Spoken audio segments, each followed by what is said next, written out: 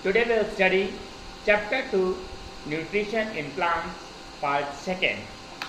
First part में हमने बात की थी जितने भी सिंपल ऑर्गेनिज्म होते हैं like hydra, paramecium, amoeba, frog, इनके बारे में बात की थी। और आज हम बात करने वाले हैं ह्यूमन डाइजेस्टिव सिस्टम या न्यूट्रिशन इन ह्यूमंस।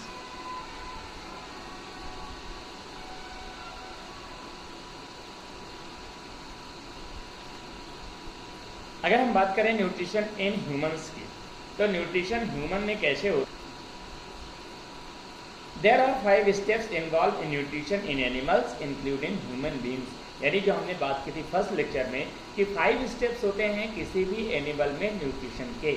तो जो 5 स्टेप्स होते हैं एनिमल्स के, वही 5 स्टेप किसमें अप्लाई होते हैं? ह्यूमन बींग्स में। तो आइए देखते हैं उसमें जो फर्स्ट सिस्टम होता है उसे बोलते हैं इंजेशंस। क्या होता है कि the process of taking food by an organism is called ingestion. तो इंजेशन का मतलब ये होता है कि जो भी हम भोजन ग्रहण करते हैं या जो भी कोई भी एनिमल भोजन खाता है, ग्रहण करता है, शरीर के अंदर प्रवेश कराता है, उस प्रोसेस को अपन क्या बोलते हैं? इंजेशन। सेकेंड होता है डाइजेशन। तो डाइजेशन क्या होता है कि digestion is a mechanical and chemical breakdown of food into simple soluble substance. यानी जो भोजन जो खाना हम खाते हैं उस खाने को छोटे छोटे टुकड़ों में कन्वर्ट करना, यानी सॉल्युबल सब्सटेंस में कन्वर्ट करने का जो प्रक्रिया होता है, चाहे वो फिजिकली हो चाहे केमिकली मेथड द्वारा हो, तो इस प्रोसेस को क्या बोलते हैं? डाइजेशन, जो हमारे पेट के अंदर होता है। नेक्स्ट इसका पोर्शन होता है अब्जॉर्प्शन। तो अब्जॉर्प्शन क्या होता है कि the digest food it then taken up by the circulatory system and carried to the cells of the body. This process is called absorption। तो अब्जॉर्प्शन जो प्रोसेस होता है, पहले आपने खाना खाया, खाना खाने के बाद खाने को छोटे छोटे टुकड़ों में कन्वर्ट कर दिएगा। अब छोटे छोटे टुकड़ों में कन्वर्ट कर दिया यानी डाइजेशन हो गया। तो डाइजेशन के बाद जो छोटे छोटे पार्ट आपने कन्वर्ट कर लिए हैं, उन पार्ट से जो भी एनर्जी आपको इमिट होगी, जो एनर्जी निकलेगी, जो प्रोटीन निकलेगा, कार्बोहाइड्रेट निकलेगा, विटामिन निकलेंगे, फैट निकलेगा, इन सारी चीज़ों को बॉडी सेल्स तक पहुंचाने का जो काम होता है उसे हम क्या बोलते हैं? एब्जॉर्प्शन। ओके, नेक्स्ट है आपका एसिमिलेशन। तो एसिमिलेशन क्या होता है? The absorb food is used by the body to generate energy and for growth. यानी जो ऑब्जॉर्वेशन होता है, ऑब्जॉर्वेशन में जो प्रोटीन, विटामिन, कार्बोहाइड्रेट सारी चीज़ें ऑब्जॉर्व की जाती हैं, उसको एनर्जी में कन्वर्ट करना है। एनर्जी जनरेट करने के लिए बॉडी जो यूज़ करती है, यानी बॉडी ग्रोथ के लिए जो यूज़ करती है, उसे क्या बोलते हैं? उसे बोलते हैं assimilation. Okay, next and last point होता है एजेशन। एजेशन क्या होता है कि the undigested food is a waste product. खाना खाया, तो खाना खाने के बाद जरूरी नहीं है कि उसमें सारी चीज़ें आपके शरीर की ज़रूरत हो। उसमें आपको कार्बोहाइड्रेट की ज़रूरत थी, निकाल ली गई, विटामिन की ज़रूरत थी, निकाल ली गई, प्रोटीन की ज़रूरत थी, निकाल ली गई, मिनरल्स की ज़रूरत थी, निकाल ली गई, वसा की ज़रूरत थी, निकाल ली गई। लेकिन इसके अलावा जो सारी चीज़ें वेस्टेज चीज़ें होती हैं, जिसका डाइजेशन नहीं होता है, जो हमारे लिए शरीर के लिए उपयोगी नहीं होता है, वो क्या होता है?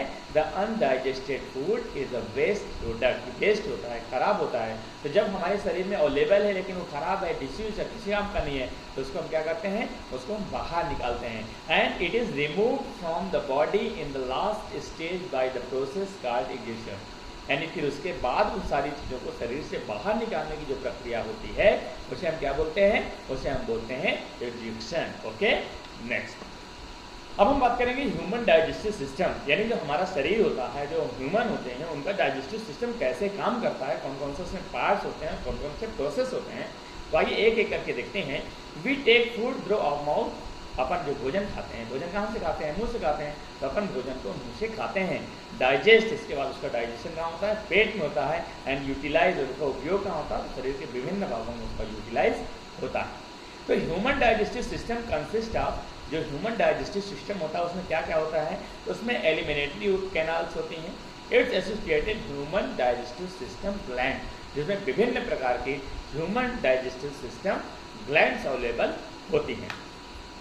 यहाँ पर फिगर अगर हम देखें, यहाँ पर 2 फिगर हमने दिखाए हैं। ये जो आपका लेफ्ट हैंड साइड जो आपका फिगर दिखाई दे, ये कंप्लीट फिगर है। और फिर सेकंड जो फिगर हमने दिखाया उसी को जूम करके हमने बताने की कोशिश की है ताकि आपको प्रॉपर दिखाई दे। तो देखो यहाँ पर एक ह्यूमन बॉडी आपको दिखाई दे रही है। ह्यूमन बॉडी में अगर आपको भोजन ग्रहण करना है, खाना खाना है, तो खाना खाने का एक ही माध्यम है मुंह। यानी मुंह से हमें, माउथ से अपन को क्या करना है, भोजन को अंदर लेना है। तो मुंह से ऐसे भोजन को अंदर लेते हैं तो यहाँ पर क्या क्या होता है, ऐसे यहाँ पर आपका बाइपल ये होती है, बाइपल के नीचे क्या होती है, स्लेवरी ग्लैंड होती है, और यहाँ पर स्लेवरी ग्लैंड से क्या होती है, स्लेवरी यानी जो आपका लार होती है, लार ग्रंथि बोलते हैं, तो लार यहाँ से निकलती है, यहाँ पर दांत होते हैं, यहाँ पर खाने को मिक्स किया जाता है, छोटे छोटे टुकड़ों में कन्वर्ट किया जाता है, इसके बाद खाना नीचे भेज दिया जाता है, कहाँ पर, आमाशय में, जिसे हम बोलते हैं स्टोमक। ठीक है, तो स्टोमक में सारा प्रोसेस धीरे धीरे होने लगता है, तो इसमें कई सारे पार्ट्स होते हैं, जैसे लीवर होता है, लीवर का काम अलग होता है, गाल ब्लैडर्स होते हैं, उनका काम अलग होता है। ठीक है, गाल ब्लैडर्स तो आपको पता है कि हवा जो आती है, सांस अपन लेते हैं, उनका उपयोग करता है। यानी पेंक्रियाज होती हैं, या स्मॉल इंटेस्टाइन होती है, लार्ज इंटेस्टाइन होती है, या फिर रेक्टम होता है, और लास्ट में आपका एनस होता है। यानी ये सारे पार्ट जो है आपके शरीर का जो डाइजेस्टिव सिस्टम होता है, यानी भोजन का पाचन किस प्रकार से होना चाहिए, किस प्रकार से होता है, वो सारी चीज़ें यहीं पर पूरी तरह से आपकी प्रभावित होती हैं या अरेंज होती हैं। इसके अलावा और पर डाइजेशन सिस्टम कुछ भी नहीं होता है। यहाँ पर अगर हम देखें तो various organs are human digestive system in sequence are, यानी जितने भी आपके डाइजेस्टिव सिस्टम में ऑर्गन्स अवेलेबल होते हैं, वो सारी चीज़ें इस क्रम में अरेंज होते हैं। यानी सबसे पहले माउथ होता है, मुंह होता है, जहाँ पर ब्यूटल कैविटी कहते हैं, साथ में ऑब्जर्प्शन यानी फूड पाइप्स होता है, स्टमक होता है, स्मॉल इंटेस्टाइन होता है, लार्ज इंटेस्टाइन होता है, रेक्टम होता है और एनस होता है। तो ये सभी पार्ट्स हमारे डाइजेस्टिव सिस्टम में अवेलेबल होते हैं। यहाँ पर हम बात कर रहे हैं the glands which are associated with human digestive system, यानी ग्लैंड्स मतलब होता है ग्रंथि। तो ग्रंथि क्या होती हैं, हमारे शरीर के यानी जो ह्यूमन डाइजेस्टिव सिस्टम होता है उसमें अवेलेबल होती हैं, विभिन्न प्रकार की होती हैं, और सबकी जगह, सबका काम अलग अलग होता है। जैसे सबसे पहले होती है सेल्वरी ग्लैंड। सेल्वरी ग्लैंड्स क्या करते हैं कि ये लोकेटेड इन मुंह, यानी जो मुंह होता है यहाँ पर ये अवेलेबल होते हैं, जिसे हम बोलते हैं बुक्कल कैविटी। इसका काम क्या होता है कि सेल्वरी ग्लैंड्स क्या होते हैं, सेल्विया जो होता है यानी जो आपकी लार होती है, लार निकालते हैं, और लार क्या करता है आपके भोजन में मिक्स होकर अंदर जाता है। दूसरा आपके लीवर होता है, लीवर का क्या काम होता है, तो लीवर भी विभिन्न प्रकार के जो है लिक्विड्स जो है निकालता है। जैसे it is the largest gland, largest gland अगर बात की जाए शरीर की सबसे लार्जेस्ट ग्लैंड कौन सी है, तो यू कैन से लीवर यानी kidney. Situated in the upper part of abdomen on the right side, यानी एब्डोमेन का जो अपर पार्ट होता है उसके राइट साइड में क्या अवेलेबल होता है, लीवर अवेलेबल होता है। तीसरा है आपका पैनक्रियास। तो पैनक्रियास क्या होते हैं, pancreas located just below the stomach and ducts of various glands. ये कहाँ होता है, पेट के निचले हिस्से में जो होता है वहाँ पर ये अवेलेबल होता है। Open into alimentary canals and pour secretions of their juice and the alimentary canal. और इनका काम क्या होता है, तो जितने भी आपके ग्लैंड्स हैं वो सभी ग्लैंड्स का एक ही काम होता है कि वो विभिन्न प्रकार के लिक्विड्स भी जनरेट करते हैं और इन लिक्विड्स को डाइजेशन में हेल्प करते हैं। इसके बाद आता है डाइजेशन इन माउथ। माउथ यानी जो मुंह होता है, मुंह में डाइजेशन कैसे होता है। अगर हम एक एक पार्ट की बात करें तो सबसे पहले पार्ट हम किसकी बात कर रहे हैं, तो सबसे पहले हम बात कर रहे हैं कि मुंह में डाइजेशन कैसे होता है। Firstly, we take food through our mouth and the process of taking food into our body is called ingestion। तो अपने को पता है इंजेक्शन का मतलब क्या होता है, इंजेक्शन का मतलब होता है भोजन को ग्रहण करना। तो ग्रहण करने का जो प्रोसेस होता है that's called injection. And the mouth of buccal cavity, और जो माउथ होता है, मुंह होता है, जिसे हम बोलते हैं buccal cavity, contains teeth, tongue and salivary glands. यानी जो हमारा मुंह होता है जिसे हम बक्कल कैविटी कहते हैं, उसमें क्या क्या चीज़ें होती हैं, तो उसमें अवेलेबल होती हैं टीथ यानी हमारे दांत होते हैं, टंग हमारी जीभ होती है, एंड स्लेवरी ग्लैंड यानी जो लार ग्रंथियाँ होती हैं वो अवेलेबल होती हैं कहाँ पर, बक्कल कैविटीज़ में। इसके बाद क्या होता है, इसके बाद होता है digestion begin in the mouth when we क्रीव at the fruit with the help of our teeth. तो डाइजेशन का प्रोसेस यहीं से शुरू हो जाता है, जैसे अपन ने भोजन मुंह में लिया वैसे डाइजेशन का प्रोसेस शुरू हो गया। तो पहला जो सबसे प्रोसेस होता है वो मुंह में होता है, और मुंह में जो हमारे दांत होते हैं वो सबसे पहले क्या करते हैं कि जो भोजन खाते हैं उसको छोटे छोटे टुकड़ों में कन्वर्ट करता है, खाने को चबाता है, तोड़ता है, काटता है। और इसके बाद क्या होता है, the teeth cut the food, यानी फूड को, भोजन को काटते हैं, इनटू स्मॉलर पीस, छोटे छोटे टुकड़ों में कन्वर्ट करते हैं, च्यू एंड ग्राइंड इट, और उसको क्या करते हैं, चबाते हैं। ओके, नेक्स्ट है आपका chewing breaks down in the food into smaller piece and mix them with saliva. और इसके बाद क्या होता है, जो सेल्वरी ग्लैंड्स होती हैं वो क्या करती हैं, सेल्विया जिसे हम बोलते हैं कि लार जो होती है उसको क्या करती है, जनरेट करती है और भोजन के साथ मिक्स करती है। और मिक्स करने का जो प्रोसेस होता है उसे क्या बोलते हैं, उसे बोलते हैं मस्टिकेशन। क्या बोलते हैं, मस्टिकेशन। ओके, नेक्स्ट अगर प्रोसेस की बात की जाए तो सेल्वरी ग्लैंड सेक्रेट वेटरी लिक्विड कॉल्ड सेल्विया, यानी जो सेल्वरी ग्लैंड्स होती हैं वो क्या करती हैं, एक लिक्विड निकालती हैं, लिक्विड जनरेट करती हैं, स्टार्च करते हैं, जिसे हम क्या बोलते हैं, जिसे हम बोलते हैं सेलिया। सेल्विया क्या होता है, लिक्विड यानी लार। सेल्विया एक डाइजेस्टिव जूस से क्या होता है, एक डाइजेस्टिव जूस होता है जिसका काम होता है भोजन को डाइजेस्ट करना। That helps to particularly digest the starch, जो हेल्प करता है करेक्टली डाइजेशन के लिए, उसमें जो स्टार्च प्रेजेंट होता है भोजन में उसको डाइजेस्ट करने के लिए किसका यूज करते हैं, लार का, यानी सेल्विया। The tongue keeps in mixing सेल्विया with the food, और जो जीभ होती है उसका काम क्या होता है कि जब खाना खाते हैं उस खाने को लार के साथ मिक्स करने में हमारी हेल्प करती है। इसके बाद हम टंग की बात करें तो it is a muscular organs that help you eat the food, यानी जो भोजन खाते हैं उसमें ये हेल्प करती है। And it's mix सेल्विया with the food during chewing and help the swelling, और ये जो आपका सेल्विया होता है ये किस में हेल्प करता है, ताकि आपका जो खाना है खाने को चबाने में हेल्प करता है, ताकि वो गीला हो जाए, लिक्विड में कन्वर्ट हो जाए। We also taste food with our tongue, और हम अपने जो जीभ होती है उससे अपने भोजन को टेस्ट भी करते हैं। As it has taste but that defect different taste food, और जो हमारा जो फूड होता है उसको डिफरेंट टाइप से टेस्ट करवाता है, उसको विभिन्न प्रकार के टेस्ट जो होते हैं वो हमारे माउथ में अवेलेबल जो टंग होती है वो करती है। अगला जो हमारा पोर्शन माउथ में अवेलेबल होता है ऑर्गन होता है उसे हम बोलते हैं टीथ। टीथ मतलब दांत। तो दांत का क्या काम होता है कि teeth are used for cutting, grinding and tearing the food before you swallow it, यानी जो भोजन हम ग्रहण करते हैं तो निगलने से पहले, यानी हम गले से निगलने से पहले भोजन को दांत क्या करते हैं, कटिंग करते हैं, ग्राइंडिंग करते हैं एंड टेयरिंग करते हैं। फिर क्या होता है, you have different types of teeth to do job, और ये सब काम करने के लिए हमारे पास विभिन्न प्रकार के, कह सकते हैं कई प्रकार के दांत अवेलेबल होते हैं। भाई देखते हैं कौन कौन से प्रकार के दांत हमारे पास अवेलेबल है।